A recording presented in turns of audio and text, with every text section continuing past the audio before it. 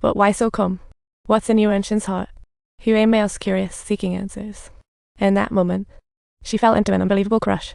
For the same school, Huimei hit the books and finally qualified, though not in the same class. Seeing Gishu daily, Huimei felt soul-soothed.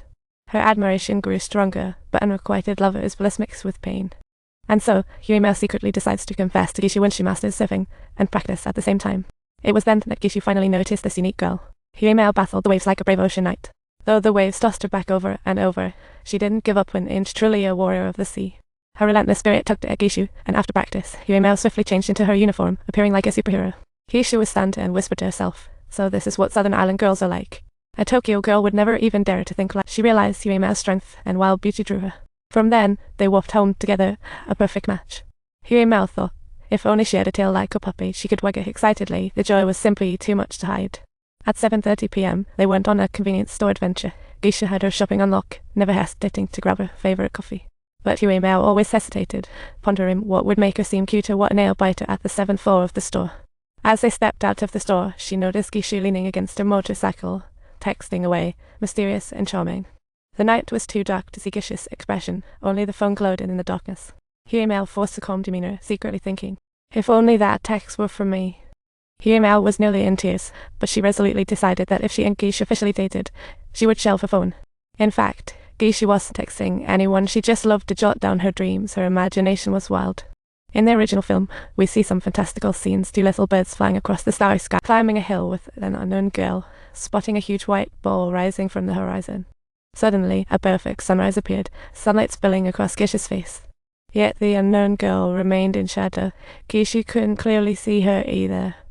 Only that fleeting moment remained. Dreams are truly incredible. In the blink of an eye, Gishu welcomed her 18th summer. Besides regular archery practice, she had hectic studying and club activities. Huimei would always sneak glances at Gishu, her heart feeling like a ticking time bomb. She had been crushing on Gishu for nearly 5 years, with graduation creeping closer, but the courage to confess still hadn't arrived. One lunchtime, Saoyu and Saozi talked about the sweet blood vengeance, saying Gishu would go to Tokyo University because her girlfriend was there. That statement hit Huimei hard, and she ignored the teasing, striding up the stylish hallway. Rocket launch pictures adorned the wall. Left was H2 Rocket No 4's thrilling launch. On the right was the spectacular scene of H2 Rocket No 6 launch, August 17th at 10:53. They say every time a rocket successfully launches, NASA puts up a picture. Huimei thought to herself, if she could watch a rocket launch with Gishu, our distance would surely shrink. In reality, Huimei hadn't even decided where to study. So when faced with a career survey, she was utterly lost, the only one in her grade who hadn't submitted. She was called into the office by the teacher in charge of the survey, Mr. Ito, looking at Huimei's grades. She could only choose a junior college or vocational school or just head straight into the workforce. A 4-year degree was hopeless. Huimei's older sister, Miho Norito, also a high school teacher, advised her not to stress herself out too much. Of course, she also mentioned Huimei's crush on Gishu. At 7:45 p.m., she went to the usual convenience store to buy a pack of yogurt.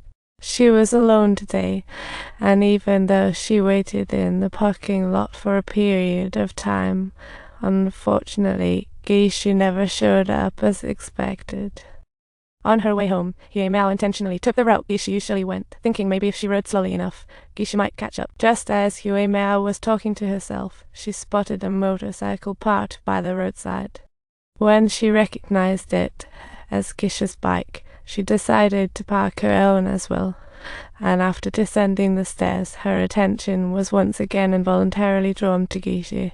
Gishu sat quietly atop the hill, gazing at the starry sky, texting away as usual. Her voice was so gentle. Huimei felt an urge to cry. The giant white wind turbine swayed as the wind picked up, and the clouds started racing by.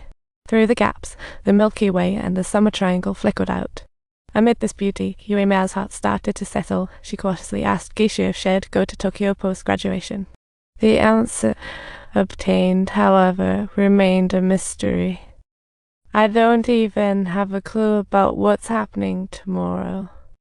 Perhaps this is everyone's fate, and am completely puzzled, utterly at a loss. But the only thing I can actually accomplish is, it's all about living well. If interesting, like and subscribe.